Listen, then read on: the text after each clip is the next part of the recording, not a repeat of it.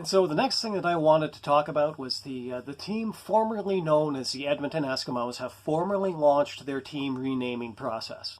Now, I talked about this on one of my previous kind of practice podcasts, but I'll just kind of recap what my position was back then. I mean, my position was that if there was going to be a rename of the team, then it was definitely something that had to originate strictly with the Inuit people. And as it turned out, when they finally made the decision that they were going to change the team's name, that wasn't really where that decision came from. You know, they had done these several years of an engagement process with the Inuit people, and what they had actually found was that there was majority support for that team name pretty much across the board overall. I mean, there was one region. They had split the Inuit population up into three regions, and so the eastern region, there was actually majority opposition to keeping the name there, but they had done the least engagement there. And then in the other two, there was majority support in those, and there was one of them that was the support for keeping the name was so high that it was enough to put the support for keeping the team name overall above 50%. And the thing that had kind of been going on was that over time, as they continued to engage the Inuit people about their team name, support for the team name actually increased the more that they did their engagement. So the majority opinion amongst the Inuit was to keep the team name, and really there was no indication that that was going to change. But a lot of, what you would call kind of like white urban liberal types, and some of the team sponsors jumped on board and said, hey, you have to change the name. And eventually they kind of folded in on themselves and said, okay, you know what, we'll cave in. We'll change the name. And it isn't really being done for the Inuit people. It's being done to impress, all these other people that are just kind of clout chasing over this issue. If it had actually been done because there was no consent amongst the Inuit people, and consent amongst the Inuit people to that thing was unattainable, well, then that's a result that I would have been more than happy to accept. But the result that we eventually did get, no, I'm not very pleased with that. But what really displeases me even more than that is the detail that the team renaming process, it isn't even being done with an eye onto what the fans want the team name to be. It's still being done with kind of like the goal of impressing these clout chasers. And so team president Chris Presson, very quickly after the decision was made to change the team's name, one of the first things he said was he came out and said, well, the team name won't be Empire. And that was something that a lot of fans had proposed, and actually I thought that that was in itself a very appealing sort of idea, because people were saying, it's like, well, we can adopt like an informal Star Wars theme to a lot of the home games, and people can show up dressed up in these costumes and things like that, and I thought that was a very cool idea. But no, the fans, the people who actually buy tickets, they're not important enough to get what they want out of this renaming process. It has to be done to impress these clout chasers. So the team kind of opened up this process to the fans, and actually, as it turns out, it looks like the leading response to it is Empire.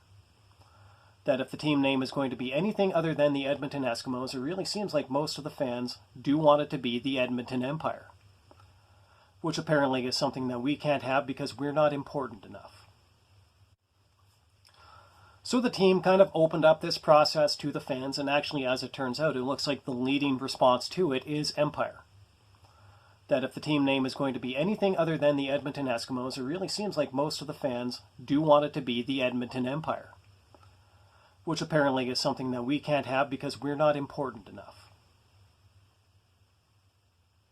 And who is important enough? Well, of course, the team executive, they think that they're important enough. And as we kind of look at some of the other issues that are developing across the CFL, it actually seems like that is beginning to emerge as a theme. That the people who are running the league actually literally think that this league is more about them than it is about the fans, or even about the players. And so one thing that happened this year, I'm sure that just about anybody watching this podcast, well, if you're an American listener, you might not be aware of this, but the Canadian Football League did not have a 2020 season. The 2020 season was wiped out, and the biggest reason why it was wiped out was because the league couldn't get financial support from the government. And the reason why they couldn't get financial support from the government was because they hadn't involved the players. They hadn't involved the players' union in putting together these proposals. And so the government came back to them and said, we want to see a little bit more input from the players as to what all of this would actually look like. We want to know where the money's going to be spent and things like that, and we want to see more input from the players. And apparently that was just more than the league management could manage, because it wound up not happening. They kept coming back with these proposals that did not involve the players. And now the most recent thing that's come across is that as the league prepares to maybe, hopefully, but probably not, try to have a 2021 season, now they're talking about how all of the teams should try to make sure that their salary, their payroll, is as close to the league floor that's allowed under the salary cap. So the least amount of money that they can pay the players is what they're going to try to do. And so for one thing, that's a huge problem in terms of the legality of it, because that honestly does seem like collusion amongst the different teams in how they're going to pay the players. But it seems like the players aren't even an important enough thing to get a proper share of the league revenue. So you see all of this stuff going on. You see how they won't take the fans really seriously in terms of this team renaming thing with the Edmonton Eskimos. You see that they're firing all kinds of staff, such as, say, Dwayne Madrusiak, who is the longtime equipment manager of the Edmonton Eskimos. Reportedly Joey Moss's best friend, and then they turned around, and after Joey Moss passed away, they did a nice little memorial to him on the field, and that's supposed to impress us, but at the same time, we're also supposed to not remember that they just laid off his best friend. They're talking about working together to put a financial squeeze on the players, but the one thing that I don't hear any of them talking about? I don't hear any of these executives talking about saying, we'll take pay cuts. We'll forego our pay for this period of time to try to keep this league afloat.